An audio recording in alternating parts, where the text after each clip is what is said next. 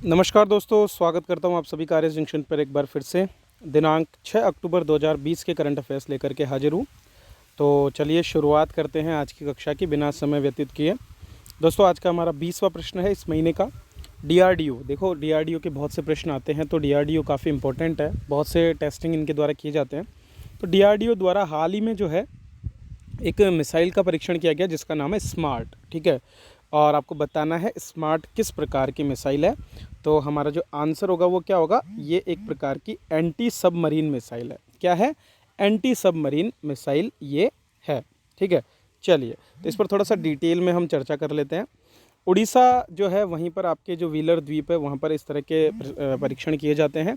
और 5 अक्टूबर 2020 को जो है supersonic missile assistant release of torpedo, देखो शॉर्ट में बोलेंगे supersonic missile assistant release of torpedo. मतलब क्या है? मिसाइल जो है वो टॉर्पीडो है। टॉर्पीडो क्या होते हैं? जो कि आपकी जो सबमरीन्स होते हैं, जो पानी में चलने वाली जो हमारी सबमरीन्स होती हैं, उनको निशाना बनाते हैं। टॉर्पीडो मिसाइल का ही एक रूप है। लेकिन अब क्या है कि प्रॉब्लम ये होती है कि जो टॉर्पीडोज होती है उनकी लॉन्चिंग क्षमता बहुत कम होती है, कम दूरी तक वो मारक होती है। यहाँ पर क्या किया गया है, टॉर्पीडो को ऐड किया गया है किसके साथ में? एक आपके सुपरसोनिक मिसाइल से। तो जब उसको लॉन्च किया जाएगा तो वो एज अ मिसाइल लॉन्च होगा। उसके बाद में जब वो स्पीड पकड़ लेगा तो उसके बाद में जो है वो मिसाइल से अलग होकर एज अ टॉर्पीडो सबमरीन्स को अटैक करेगा। तो ये इसमें किया गया है।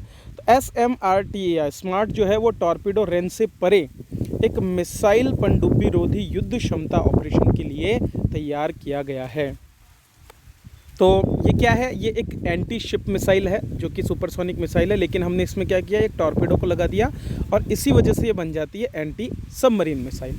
तो ज़्यादा दूरी तक मार करने के लिए शिप से अगर हम लॉन्च करना चाहते हैं, क्योंकि टॉर्पीडोज ज़्यादातर सबमरीन से ही लॉन्च होते हैं, लेकिन शिप से अगर आप तेज़ स्पीड से या ज़्यादा दूरी तक मारक बनाना चाहते हैं तो ऐसे में आप इसका प्रयोग कर सकते हैं। तो ये प्रक्षेपण और प्रदर्शन जो किया गया, ये पनडुब्बी रोधी युद्ध क्षमता को स्थापित करने में महत्वपूर्ण है। इसमें बहुत से अलग अलग तरह की तकनीकों का जो है टेस्टिंग यहाँ पर किया गया और इसमें हमने सफलतापूर्वक स्मार्ट मिसाइल का परीक्षण किया है। चलिए अगले प्रश्न की ओर बढ़ते हैं। अगला जो हमारा प्रश्न है वो है पश्चिमी घाट से जुड़ा हुआ। दोस्तों, पश्चिमी घाट जैव विविधता के क्षेत्र में बहुत ही महत्वपूर्ण है और जो जैव विविधता तप्त स्थल है उनमें एक महत्वपूर्ण स्थान भी धारण करता है। बहुत बड़ी मात्रा में स्थानिक प्रजातियों को ये निवास देता है। इसी क्रम में अगरकर रिसर्च इंस्टीट्यूट जो कि पुणे में स्थित है, उसके द्वारा जो है यहाँ पर एक 2 प्रजातियाँ खोजी गई है पाइप वोर्ट नामक एक पादप की। पाइप वोर्ट पश्चिमी घाट में और देश के अन्य क्षेत्रों में पाए जाने वाला एक पादप प्रजाति है जो अपने औषधीय गुणों के लिए जानी जाती है। चलिए इस पर थोड़ा सा चर्चा हम कर लेते हैं।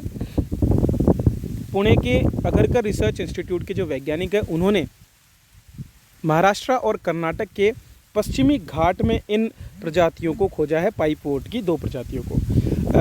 पाइपवोर्ट इरियोकोलोन के नाम से भी जाना जाता है और ये मानसून के दौरान बहुत ही कम अवधि के लिए जो है पनपते हैं और उसी अवधि में अपनी जीवन चक्र को पूरा भी कर लेते हैं।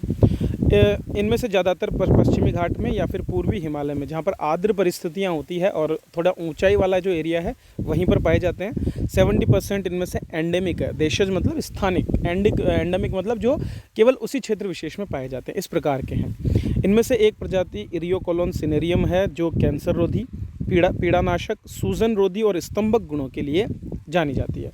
दूसरी जो हमारी प्रजाति यहाँ पर है उसे क्विंकुलारे के नाम से जाना जाता है और ये प्रजाति आपके यकृत अर्थात लीवर जो है उससे रिलेटेड जितने भी आपकी जो बीमारियाँ होती है उनके इलाज में काम करती है। एक अन्य प्रजाति ई मेडिपेरेंस है जो केरल में पाई जाती है और बैक्टीरिया, एंटीबैक्टीरियल अर्थात जीवाणुरोधी इसको माना जाता है। चलिए अगले प्रश्न की तरफ बढ़ते हैं। दोस्तों, केंद्र सरकार द्वारा लगातार जो है प्रयास किया जा रहा है हमारे जो स्ट्रीट वेंडर्स हैं उनको सहयोग करने की, और इसी क्रम में एक योजना जो है PM स्वनिधि योजना शुरू की गई थी और उसी योजना में जो वेंडर्स हैं उनको ग्राहक उपलब्ध कराने के लिए, ऑनलाइन ग्राहक उपलब्ध कराने के लिए एक कंपनी के साथ सरकार ने समझौता ज्ञापन किया है और कंपनी का नाम है स्विग्गी। तो स्विग्गी जो कि एक ऑनलाइन फूड डिलीवरी कंपनी है उसके साथ में ये समझौता किया गया है। चलिए तो इस पर भी हम चर्चा कर लेते हैं।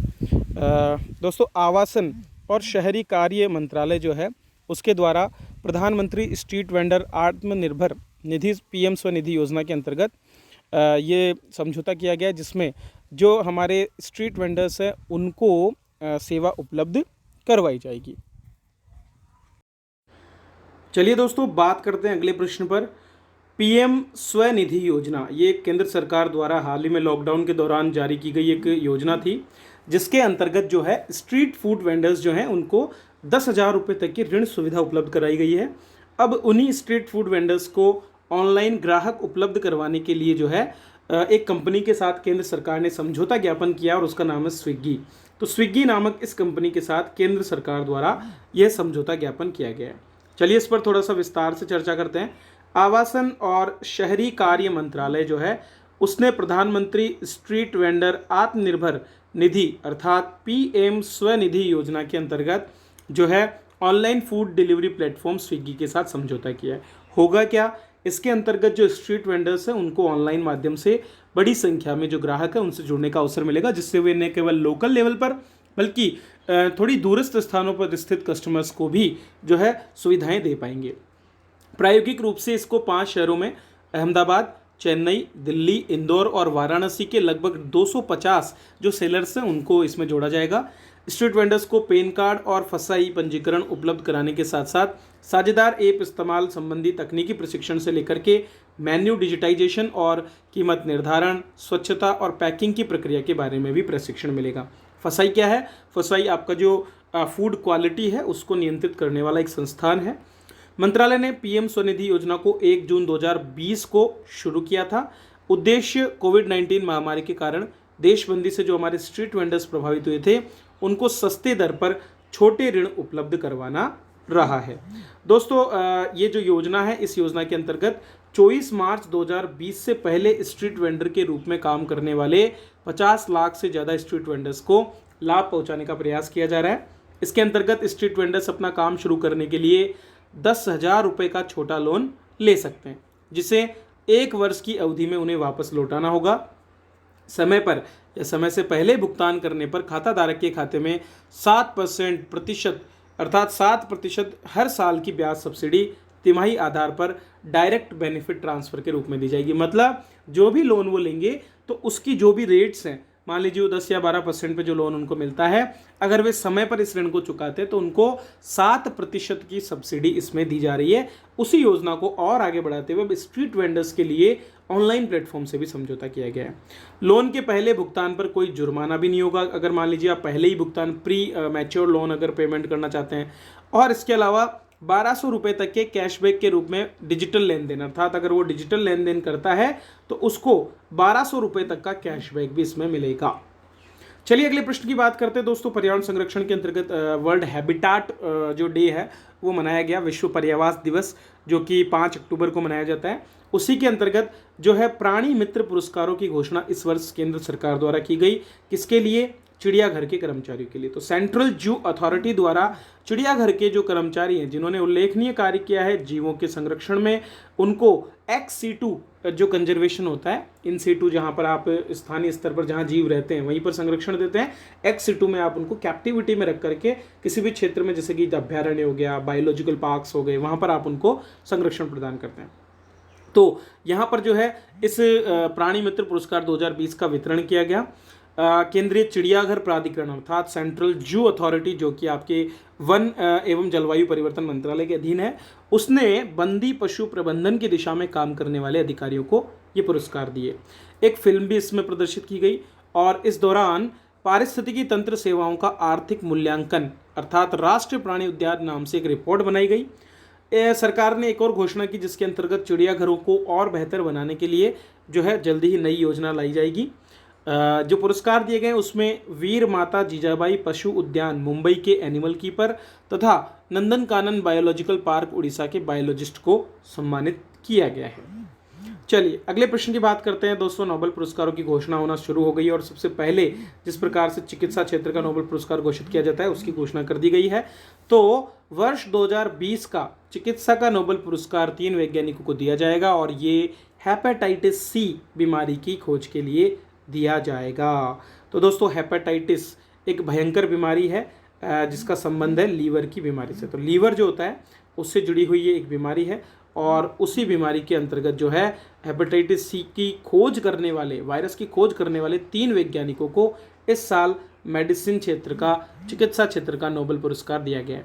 अमेरिका के वैज्ञानिक हार्वी जे ऑल्टर, चार्ल्स एम राइस और ब्रिटेन के माइकल हॉक्टन को संयुक्त रूप से ये पुरस्कार दिया गया है। दोस्तों, हेपेटाइटिस कुल 5 प्रकार के होते हैं, जिनमें hepatitis A, B, C, D, E इस तरह से हम पढ़ते हैं।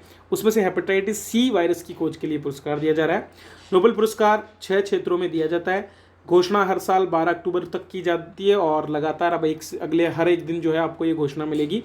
चिकित्सा, भौतिकी, रसायन विज्ञान, साहित्य, शांति और अर्थशास्त्र, ये 6 क्षेत्र हैं जिनमें ये पुरस्कार मिलता है। अल्फ्रेड नोबेल जिन्होंने डायनामाइट के आविष्कार के लिए जिनको जाना जाता है, उन्हीं के जन्म शताब्दी के अवसर पर इसे दिया जाता है, जन्म दिवस के अवसर पर, क्योंकि उन्हीं की याद में इन पुरस्कारों की स्थापना भी की गई थी। चिकित्सा क्षेत्र के इस पुरस्कार में 10 मिलियन स्वीडिश क्रोनर जो है और एक गोल्ड मेडल दिया जाता है। स्वीडिश क्रोनर आपके स्वीडन की जो है मुद्रा है। अगर आप बात करें हेपेटाइटिस की, तो विश्व स्वास्थ्य संगठन अर्थात WHO के अनुसार दुनिया में 70 मिलियन के करीब जो है हेपेटाइटिस के केस हैं और हर साल इस बीमारी की वजह से दुनिया के 4 लाख लोगों की मौत हो जाती है। ये क्रॉनिक डिजीज़ है, किडनी से संबंधित बीमारी, लीवर से संबंधित बीमारी है और कई प्रकार के जो लीवर के कैंसर है उनका भी प्रमुख कारण मानी जाती है। तो दोस्तों, ये थे आज के करंट अफेयर्स जिन पर हमने चर्चा की, समझा, और इसी तरह के करंट अफेयर्स मैं आपके लिए हमेशा लाता रहूँगा। मेरा पूरा प्रयास ये है कि आपको बेहतरीन करंट अफेयर्स सबसे बेहतरीन तरीके से मिले और उसी क्रम में हम ये लाए हैं। तो अगर अच्छा लगा हो तो लाइक करें, शेयर करें, सब्सक्राइब करें हमारे चैनल को और बने रहे इसी तरह। वीडियो देखने के लिए आप सभी का बहुत बहुत धन्यवाद।